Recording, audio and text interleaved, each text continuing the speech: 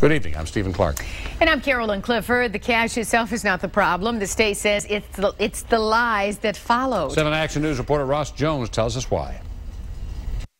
This may be the Christmas present Kwame Kilpatrick wishes he had given back. It could put him in prison for the 4th time.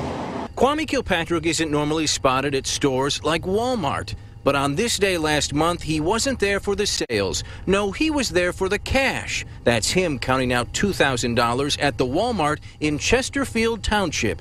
It came to him through a wire transfer from this man, Chicago Reverend Corey Brooks. He's at least one of the people Kilpatrick solicited through a letter-writing campaign, pleading poverty and asking for help.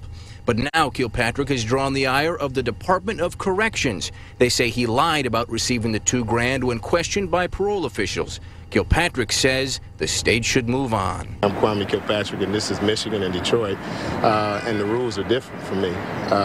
So, it's definitely something that I want to make sure that we stay on the right side, which we are. It's not against any of the special conditions that I have. It's not against any of that. So, hopefully, it's something that can be easily explained and go away. Dan Hodge represents Kilpatrick on all restitution matters. He said despite those fancy suits we see him in, the former mayor is broke and shouldn't be punished for asking for help. He has needs, household expenses, child care. His children need to be clothed and fed. For his part, Reverend Brooks is staying mostly silent tonight, but he did tell 7 Action News this: "I'm done talking about Kwame Kilpatrick. We received a letter for assistance and we responded appropriately to that letter. He did not do any work for the money we sent him. It was a Christmas gift for him and his family."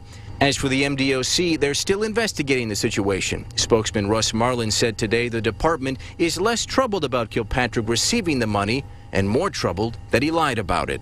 Someone who went to prison for not being honest, we want to see that honesty during their parole term. So the concern here is that he lied to his parole agent? That is the primary concern, yeah. We've learned if Kilpatrick is hit with a parole violation charge, it will happen this week. The MDOC tells us that it needs to be resolved within 45 days. From Lansing, I'm Ross Jones, 7 Action News.